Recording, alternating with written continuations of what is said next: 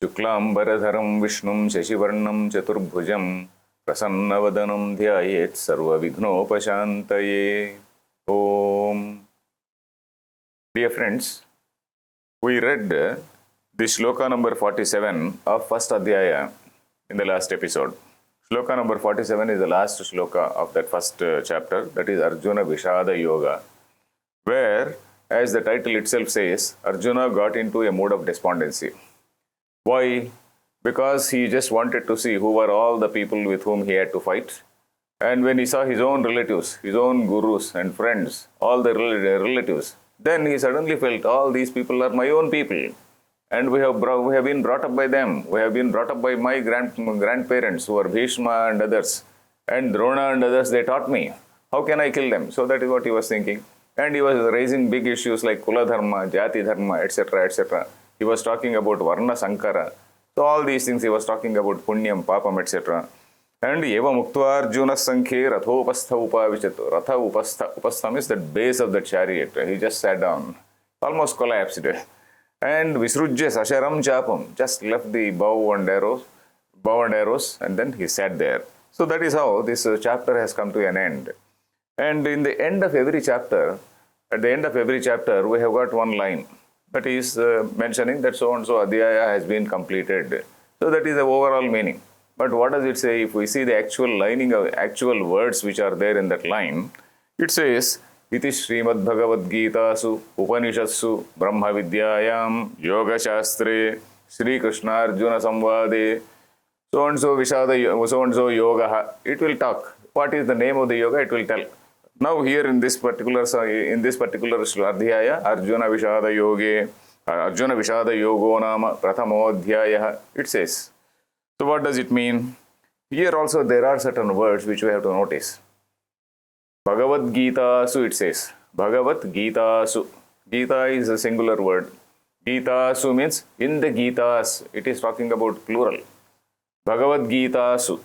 Not only that word, the next word also Upanishatsu, it says. Upanishatsu, what does it mean? Upanishad. Upanishadi is a singular word, that is in the Upanishad. If you take the entire Bhagavad Gita as an Upanishad, Bhagavad Gitayam Upanishadi, something like that, in the Bhagavad Gita, which is the Upanishad. That is what he has to say. Now instead of that, Upanishatsu, in the Upanishads, he is saying, Gitasu Upanishatsu. Why is he saying? So that means, the traditional scholars, they have been interpreting that almost every line of Bhagavad Gita is somewhat like an Upanishad. If we see the Gita and you take Upanishads, for every shloka in the Gita, you find some reflection, or rather Gita's line is a reflection of some line from some Upanishad. Particularly Upanishads like Katha Upanishad, Taittiriya Upanishad, Brihadaranyaka Upanishad, etc. Because I told you in the beginning that Gita is supposed to be the summary of all the Upanishads. Sarva Upanishado Gavo. I also gave that example of how all the Upanishads are compared to the cows, and then the milkman is Lord Krishna, and then the milk is that nectar called Geeta. So that is what I said. So Bhagavad Gita su Upanishatsu means almost every shloka, every verse, or rather maybe a couple of verses put together, they are called Gita. So Gita su Upanishatsu. So that means it has got that preeminence, that sort of status as that of an Upanishad. Upanishatsu, then it also says Brahma Vidyayam. What is this Brahma Vidya? These are all technical words which I want to explain, because without explaining all this, suppose I say, okay, Arjuna did like this, okay, Krishna said like this, etc. You are actually spending your time, and I have to give you value for your time. I have to give the value for your time, so that when you go to a shop, you talk about the value for money. So unless I explain certain important things, unless you know certain things, of course, not merely intellectually. Gita is not an intellectual exercise. Gita is also for practice. Gita is for self-improvement. It is for self-transformation, what we call an internal transformation. Anyway, we will come to that. But right now, we are also supposed to understand certain concepts. So Brahma Vidya, what is this Brahma Vidya? Brahma Vidya is, that is, what is this Brahma and what is Vidya? Brahma is not that four-headed Brahma.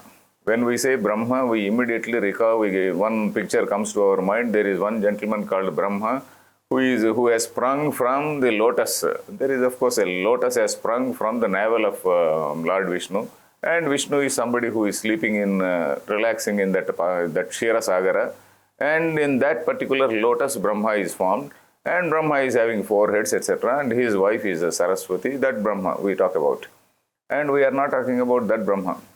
When we say Brahma here, Brahma is a technical word for the supreme reality, whatever is that supreme reality according to the Upanishads. The supreme reality according to Upanishads is not a person. I think I told you earlier also, the supreme reality according to the Upanishads is not a person, but it is called pure consciousness, which is existing infinitely.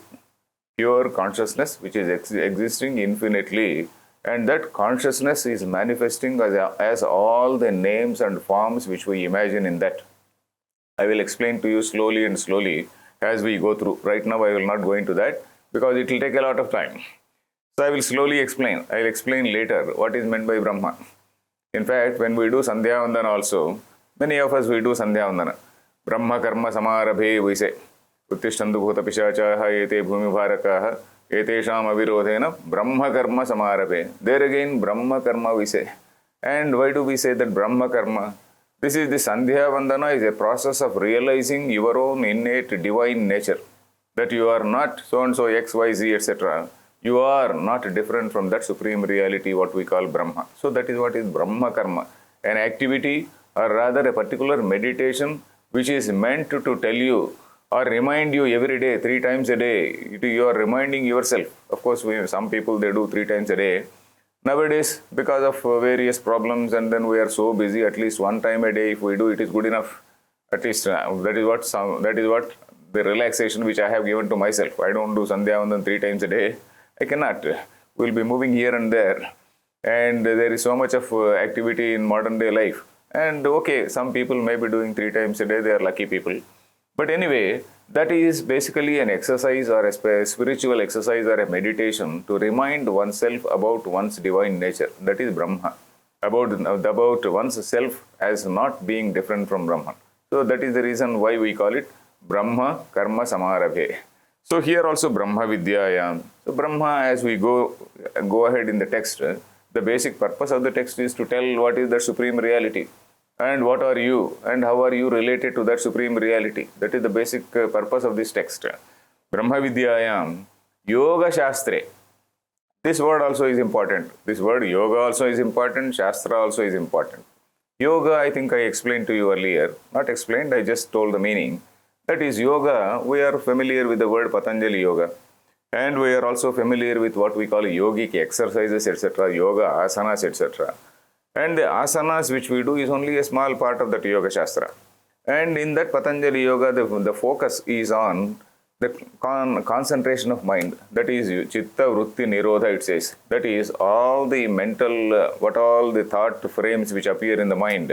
Suppose every second there are so many thoughts which are coming into the mind. And you are actually, you are just allowing all those things to pass and try to keep the mind very, very still without any thought frame or without any thought mode in that mind. So, Chitta Vritti Nirodha. So, stopping all, cessation of all the mental modes, that is what is called there that Samadhi. But in Vedanta, it is not like that. In Vedanta, thoughts may be coming and going. Thoughts may be just coming and going. You are just watching them. You are just watching them. You are that pure consciousness which is not at all affected by anything which goes around. A yogi, according to Vedanta, a yogi according to Patanjali Yoga Sutra, he is in a samadhi, and when he gets up, he is in that state of duality. But a yogi, according to Vedanta, is a person who is realizing that his nature is totally different. He is of the nature of pure awareness or pure consciousness, and he is purely observing. He is observing all the thoughts which come and go in his mind, and he is engaged in all the activities. Though he is engaged in all the activities, he is actually a witness to all those things, and he is not totally involved with a sense of what we say kartrutva. Kartrutva means I am the doer, I am doing this. He doesn't involve in that frame. He is just okay. This is something which is going on with my body-mind complex. So that is how he sees. So yoga, that is yujyate anena iti yoga. Yujyate, By this, you are going to be united with what is called the supreme reality. By in this process, you are going to realize yourself that you are the supreme reality. That is union with the supreme. That is in that sense, it is called yoga. The word Shastra also is important because all these are technical words. In fact, if you read, if you go to Shastra studies, particularly Mimamsa Shastra, etc., there are so many definitions. Mimamsa Shastra is another very, very interesting Shastra, where there are so many definitions which are accepted by various other schools also. They are accepted in Vyakarana, they are accepted in Vedanta, they are accepted in even literature. Literary criticism also they are accepted.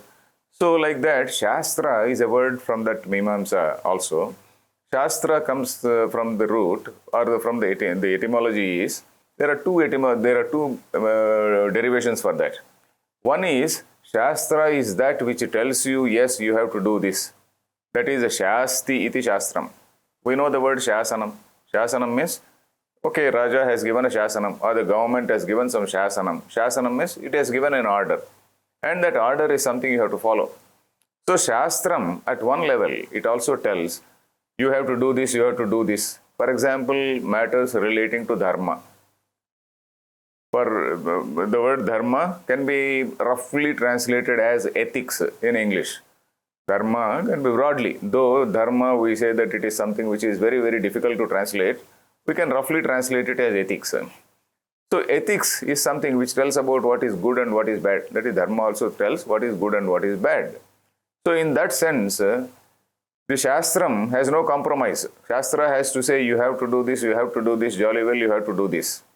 That is the Shasti iti Shastram. And at a different level, Shastram also says, okay, this is the nature of that supreme reality. And if you want to know that, you please know that. It is something which is worth knowing. And that is the highest goal in human life. We know that there are 4 goals in human life. That is what is called Dharma, Artha, Kama and Moksha. Dharma means the knowledge of good and bad. Dharma, that is what is Dharma and what is Adharma, what is right and what is wrong, etc., etc. That is what is the right behavior in a particular situation. That is what is Dharma. Then in the process of Dharma, or within the framework of Dharma, you have to pursue our material wealth. That is Artha. Artha is that material wealth and whatnot. Then Kama. Kama means various other desires. You have material wealth in order to enjoy, in order to experience various things. So that enjoyment also, it is not something which is excluded. Enjoyment is not excluded. Even sex is not excluded. Everything is included in in the system. If you say that no, Kama is something which is prohibited, then nobody will, then there would not be any Shastra. Shastra will be a failure. The Shastra has to accommodate the entire human nature. Whatever is in human nature, it has to accommodate. But at the same time, it has to regulate. Accommodate and regulate. So that is the duty of Shastra. So there, Dharma, Artha, Kama, these 3 things, this Artha and Kama have to be regulated by Dharma. So in that process, it says, okay, you do this, you don't do that. That is Shasti iti Shastram. The second line is Shamsati iti Shastram. Shamsati means, we know the word Prashamsa. Prashamsa means praising. That is, it says, oh, this is something which is great. This is the highest goal you have to follow.